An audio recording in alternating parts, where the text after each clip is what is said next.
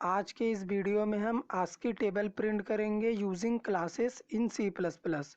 तो अगर आप सी प्लस प्लस में क्लास एंड ऑब्जेक्ट का यूज़ करके कोई भी प्रोग्राम बनाते हैं तो आपके सामने ये बेसिक सिंटैक्स होना चाहिए, क्लास और मेन फंक्शन उस क्लास को ऑब्जेक्ट बनाने के लिए। तो चलिए प्रोग्राम को स्टार्ट करते हैं। तो सबसे पहले प्रोग्राम में मैंने क्लास कीवर्ड लिखा है। क्लास को डिक्लेयर करने के लिए हम क्लास कीवर्ड का यूज़ करते हैं सी प्लस प्लस में। उसके बाद यहाँ पे हम क्लास का एक नेम ले लेते हैं। तो मैं ले लेता हूँ ए। आप यहाँ पे कुछ भी नेम ले सकते हैं। अब हम क्या करेंगे, क्लास के डिफ़ॉल्ट सेक्शन में जाएंगे यानी प्राइवेट सेक्शन में, और यहाँ पे मैं डेटा मेंबर ले लेता हूँ इंट आई। ये जो हमारा आई नाम का डेटा मेंबर है ये प्राइवेट है बाय डिफ़ॉल्ट और इसका टाइप इंटीजर है। तो अब हम क्या करेंगे, पब्लिक एक्सेस मॉडिफायर यूज़ करेंगे और क्लास की बॉडी को यहाँ से हम पब्लिक करेंगे। और इसी पब्लिक सेक्शन में हम मेंबर फंक्शन बनाएंगे, क्योंकि मेंबर फंक्शन पब्लिक इसलिए रखना होता है कि हमें इसे ऑब्जेक्ट के थ्रू एक्सेस करना होता है मेन फंक्शन से। इसीलिए हम पब्लिक सेक्शन में मेंबर फंक्शन बनाएंगे। तो मैं ले लेता हूँ वॉइड शो। ये हमारा मेंबर फंक्शन का नेम है, वॉइड शो।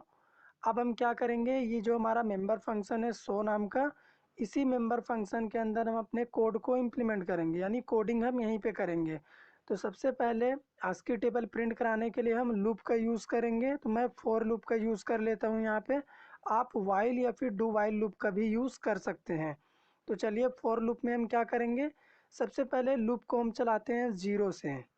ज़ीरो से इसे हम 255 टाइम्स तक एग्जीक्यूट कराएंगे और इसकी वैल्यू हम इंक्रीज़ करते हुए चलेंगे। हमने लूप 0 से 255 तक इसीलिए चलाया क्योंकि जितने भी कैरेक्टर, स्पेशल सिंबल या फिर नंबर्स होते हैं और भी जो एक्स्ट्रा कैरेक्टर्स, नंबर, सिंबल होते हैं वो इसी 0 से 255 के बीच में ही आते हैं।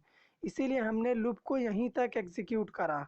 अब हम क्या करेंगे, हमारा लूप एग्जीक्यूट हो रहा है तो अब यहाँ पे हम सी आउट में आस्की टेबल प्रिंट करने के लिए स्टेटमेंट लिख देते हैं। तो सबसे पहले मैं स्पेस प्रिंट करा देता हूँ ताकि जो आस्की वैल्यू और नंबर आए जो कैरेक्टर के साथ में वो स्पेस में हो सब। उसके बाद हमें सबसे पहले कैरेक्टर चाहिए। तो सबसे पहले कैरेक्टर के लिए हम आई वाले वेरिएबल को यहाँ पे लिखेंगे। तो ये इंटीजर वेरिएबल है, तो कैरेक्टर के लिए हम इसे कैरेक्टर में चेंज करेंगे। तो यहाँ पे मैं कैर डेटा टाइप का यूज़ कर लेता हूँ। सी लैंग्वेज में हम क्या करते थे, फॉर्मेट स्ट्रिंग यूज़ करके इसे इजीली कर सकते थे, लेकिन सी प्लस प्लस में फॉर्मेट स्ट्रिंग नहीं है, इसीलिए हमने टाइप कास्टिंग का यूज़ करा। तो ये हमें कैरेक्टर प्रिंट करके देगा। अब हम चाहते हैं जो भी कैरेक्टर प्रिंट हो बगल में जस्ट उसके सामने उसका आस्की वैल्यू भी प्रिंट हो। तो आस्की वैल्यू तो आई वाला वेरिएबल ही प्रिंट कर देगा क्योंकि वो इंटीजर वैल्यू है और उसे हमने लूप के थ्रू एग्जीक्यूट कराया है, तो वो 255 टाइम्स तक एग्जीक्यूट करेगा। तो ये कोड कंप्लीट हो चुका है। अब हम क्या करेंगे, मेन फंक्शन में जाएंगे और इस क्लास के लिए हम एक ऑब्जेक्ट बनाएंगे। तो ऑब्जेक्ट बनाने के लिए हम सबसे पहले क्लास का नेम यूज़ करेंगे। तो मैं यहाँ पे क्लास का नेम दे देता हूँ ए और एक ऑब्जेक्ट ले लेता हूँ ओबीजे। हमारा ऑब्जेक्ट बन चुका है। अब हमें रिज़ल्ट के लिए क्या करना पड़ेगा, वॉइड शो फंक्शन को इस ऑब्जेक्ट से कॉल करना पड़ेगा। तो मैं लिख देता हूँ ओबीजे डॉट शो।